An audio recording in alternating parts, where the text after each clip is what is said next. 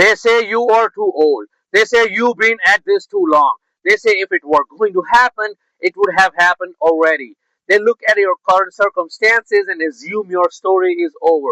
They see the car, they do not see the vision. They see the adversity, they do not see the architecture. They see the temporary chapter. They do not see the final book. I live out of a car, and yet my autobiography is halfway through and it's already more than 75,000 words.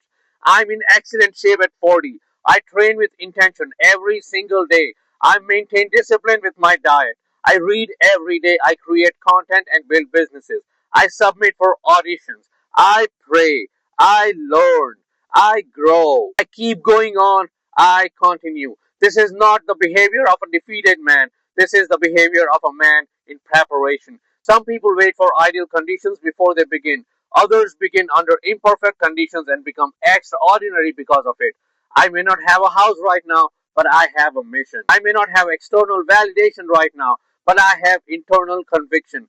I may not have widespread support, but I have the most important ally I will ever need, myself. At least one person believes in me, and that is enough. Because history has often been changed by one person who refused to abandon his vision, one person who kept working when there was no applause, one person who kept building when there was no evidence, one person who decided that current circumstances were not final conclusions.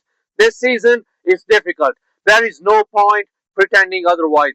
There are moments of uncertainty. There are days of fatigue. There are nights when the gap between where you are and where you intend to go feels immense. But adversity does not mean you are lost. It means you are being tested. And every meaningful life is tested. The question is not whether conditions are favorable.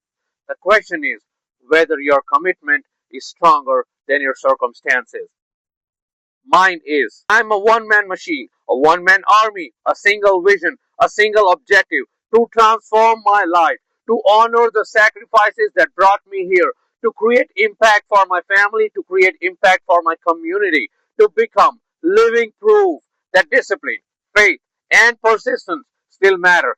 Failure is not an option because surrender is not an option. And the same is true for you. There comes a point when you stop asking life for permission. You stop waiting to feel motivated. You stop negotiating with your excuses. You stop outsourcing belief. You become the person who gets up, does the work, and keeps moving.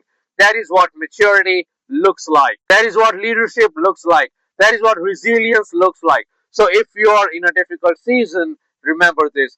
Your current reality is not your final identity. Your temporary struggle is not your permanent address. Your adversity is not evidence that you are finished. It may be evidence that you are closer than you realize. Stand up, take responsibility, protect your vision, strengthen your body, sharpen your mind, guard your faith. Continue building, even if no one claps, no one understands, even if you're doing it alone, because sometimes one believer is enough, and that must be you. Sometimes all you need is the man in the mirror who refuses to quit. I believe in my future. I believe in my vision. I believe in my mission. I believe that this chapter will become my testimony. And I believe your life can change too, but only if you decide to rise. So man up, get disciplined, take ownership, and keep going until the world has no choice but to acknowledge what you already know. You are built for more.